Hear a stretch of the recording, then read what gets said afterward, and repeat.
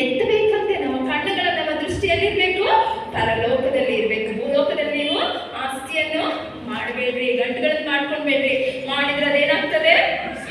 ನುಸಿ ಹಿಡಿದು ಕೆಳಕು ಹತ್ತಿ ನಾಶವಾಗ್ತದೆ. ನಾವೆಲ್ಲಿ ಗಂಟುಗಳನ್ನು ಮಾಡಿಟ್ಕೊಳ್ಬೇಕು?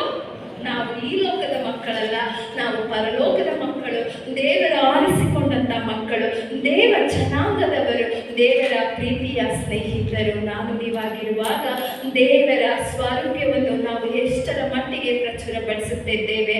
ಈ ಎಲ್ಲ ವೈಲ್ಡ್ ಆಗಿರುವಂತಹ ಈವಿಲಾಗೆ ತುಂಬಿರುವಂತಹ ಪ್ರಪಂಚದಲ್ಲಿ, ಈವಿಲಾಗೆ ತುಂಬಿರುವಂತಹ ಸೊಸೈಟಿಯಲ್ಲಿ ನನ್ನ ನಿಮ್ಮ ಪ್ರಭೆ, ನನ್ನ ನಿಮ್ಮ ಕ್ರಿಸ್ತನ ಹಾದಿ ಯಾವ ರೀತಿ ಸಾಗುತ್ತಿದೆ? ನಾವು ಲೋಕಕ್ಕೆ ಅಂಟಿಕೊಂಡು ಹೋಗ್ತಾ ಇದ್ದೇವಾ ಅಥವಾ ಕ್ರಿಸ್ತನ ಮಾರ್ಗದಲ್ಲಿ ನಾವು ನಡೀತಾ ಇದ್ದೇವಾ?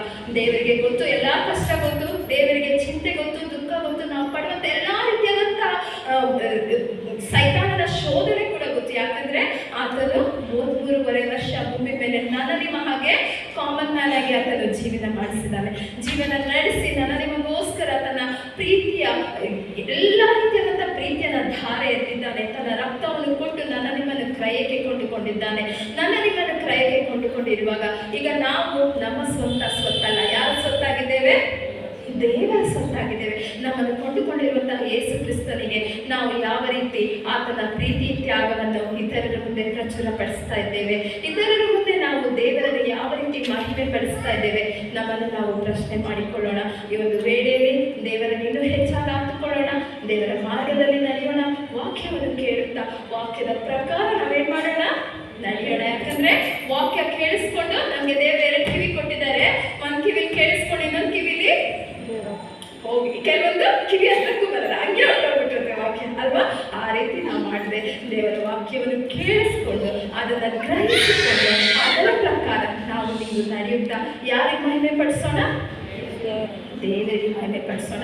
ಪರಲೋಕದಲ್ಲಿ ಕೂತು ಎಲ್ಲವನ್ನು ನೋಡ್ತಿರುವಂತಹ, ನಮ್ಮನ್ನು ತನ್ನ ಅಂಗೈಗಳಲ್ಲಿ ಚಿತ್ರಿಸಿಕೊಂಡಿರುವಂತಹ ತಾಯಿ ಗರ್ಭದಲ್ಲಿರುವಾಗಲೇ ನಿನ್ನನ್ನು ನಾನು ಬಲ್ಲೆನು ಅಂತ ಹೇಳುವಾಗ ನಮ್ಮ ಭೂತ ಭವಿಷ್ಯ ವರ್ತಮಾನ ಎಲ್ಲ ಕಾಲಗಳು ದೇವರಿಗೆ ಗೊತ್ತಿರುವಾಗ ನಾನು ಇವತ್ತೇನಾಗಿದ್ದೀನಿ, ಇನ್ನೊಂದು 10 ವರ್ಷ ಆದ್ಮೇಲೆ ಏನಾಗ್ತೀನಿ, ಇನ್ನೊಂದು 20 ವರ್ಷ ಆದ್ಮೇಲೆ ನನ್ನ ಫ್ಯೂಚರ್ ಏನಿರುತ್ತೆ ಅಂತ ಹೇಳಿ ನನಗೆ ಗೊತ್ತಿಲ್ಲ. ಆದರೆ ಯಾರಿಗೆ ಗೊತ್ತು? ದೇವರಿಗೆ ಗೊತ್ತು. ಇಡೀ ಸೃಷ್ಟಿಯನ್ನು ಸೃಷ್ಟಿಸಿದ ದೇವರಿಗೆ ನಾವು ಸೃಷ್ಟಿಯನ್ನು ಸಹ ಹಾಳು ಮಾಡದೆ ಸೃಷ್ಟಿಯ ಸಮೇತ ನಾವು ದೇವರೊಟ್ಟಿಗೆ ಏನಾಗಬೇಕಂತೆ? ಸಮರ್ಪಿತರಾಗಬೇಕಂತೆ. ಹಾಗೆ ನಾವು ಇಡೀ ಮಾನವ ಕುಲವನ್ನು, ಸಮಾಜವನ್ನು ದೇವರ ಕಡೆಗೆ ನಡೆಸುತ್ತಾ ಅಟ್ಲೀಸ್ಟ್ ಒಬ್ಬರಿಗೆ ನಮ್ಮ ದೇವರ ವಾಕ್ಯವನ್ನು ಸಾರೋಣ. ಯಾಕಂದ್ರೆ ನಮ್ಮ ನಿಮ್ಮ ಮೇಲೆ ದೇವರು ಕೊಟ್ಟಿರುವಂತಹ ಜವಾಬ್ದಾರಿ ಲೋಕದ ಕಟ್ಟಕಡೆಯವರೆಗೂ ಹೋಗಿ ನೀನೇನ್ ಮಾಡಬೇಕು? ಸುವಾರ್ತೆಯನ್ನು ಸಾರಿ ನಂಬುವವರಿಗೆ ಅಂದೇ ಕುಮಾರ ಪವಿತ್ರಾತ್ಮನ ಹೆಸರಿನಲ್ಲಿ ಸ್ನಾನ ದೀಕ್ಷೆ ಕೊಡಿಸ್ಬೇಕು ಅಂತ ಹೇಳಿ ದೇವರೇ ನಮಗೆ ಆಜ್ಞೆ ಕೊಟ್ಟಿದ್ದಾರೆ. ಯಾರು ಆಜ್ಞೆ ಕೊಟ್ಟಿರೋದಿದು? ಯಾರೋ ಒಂದು ಪ್ರವಾದಿ ಅಲ್ಲ, ಯಾರೋ ಒಂದು ಕಾಮನ್ ಮ್ಯಾನ್ ಅಲ್ಲ, ಯೇಸು ಕ್ರಿಸ್ತನ ಕೊಟ್ಟಿರುವಂತಹ ಆಜ್ಞೆ. ಅದು ರಿಕ್ವೆಸ್ಟ್ ಸಹ ಅಲ್ಲ, ಏನು ಆಜ್ಞೆ, ಆರ್ಡರ್ ಕೊಟ್ಟಿದ್ದಾರೆ. ನೀನೇನ್ ಮಾಡ್ಬೇಕು? ವರ್ಡ್ ಎಂಡರ್ಗೂ ನೀನು ಹೋಗಿ ವಾರ್ತೆನ ಸಾರಬೇಕು. ಅಟ್ಲೀಸ್ಟ್ ನಾವು ಕೆಲಸ ಮಾಡುವ ಜಾಗದಲ್ಲಿ, ನಮ್ಮ ಮನೆ ಕೆಲಸದವ್ರ ಹತ್ರ, ನಮ್ಮ ಫ್ರೆಂಡ್ಸ್ ಹತ್ರ, ನಮ್ಮ ರಿಲೇಟಿವ್ಸ್ ಹತ್ರ ನಾವೇನ್ ಮಾಡಬೇಕು? ದೇವರ ವಾಕ್ಯವನ್ನ ಶೇರ್ ಮಾಡಿಕೊಂಡು ದೇವರ ಪ್ರೀತಿಯನ್ನು ನಾವು ತೋರಿಸೋಣ. ಆತನ ಮಕ್ಕಳಾಗಿ ನಾವು ಬಾಳೋಣ. ಹಾಗಾಗಬೇಕಾಗುವಂತೆ ದೇವರು ತಾನೇ ನಮಗೆ ಸಹಾಯ ಮಾಡಲಿ. ಪ್ರಾರ್ಥನೆ ಮಾಡೋಣ. ಮಹಾಪರಿಷದನು ಜೀವವುಳ್ಳ ದೇವರೇ, ಇವತ್ತು ವಾಕ್ಯಕ್ಕಾಗಿ ಕೋಟಿ ಕೋಟಿ ಸ್ತೋತ್ರ ಕರ್ತನೆ. ವಾಕ್ಯದ ಕೂಡದ ಮಟ್ಟಿಗೆ ಮಾತನಾಡಿದೆಯಪ್ಪ, ನಿನಗೆ ಸ್ತೋತ್ರಪ್ಪ. ಅಪ್ಪ, ನಿನ್ನ ವಾಕ್ಯವನ್ನು 100ರಷ್ಟು 60ರಷ್ಟು 70ರಷ್ಟು ನಾವು ಗ್ರಹಿಸಿಕೊಂಡು ಫಲ ಕೊಡುವಂತ ಮಕ್ಕಳಾಗಿ ನಾವು ಬಾಳುವಂತೆ ಆಶೀರ್ವಾದ ಮಾಡು.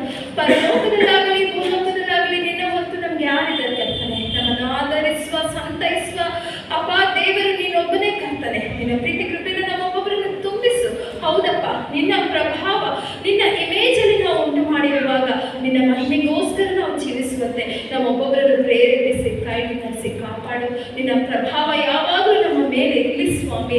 ಅಪ್ಪ, ನಮ್ಮ ಮೂಲಕ ನೀನು ಯಾವಾಗಲೂ ಮಹಿಮೆ ಹೊಂದಿಕೋಪ್ಪ. ನಾವು ಮಾಡುವಂಥ ಪ್ರತಿಯೊಂದು ಕೆಲಸದಲ್ಲೂ ನಿನಗೆ ಸ್ತುತಿಗರ ಮಾನ ಮಹಿಮೆ ಸಲ್ಲಲ್ಲಪ್ಪ.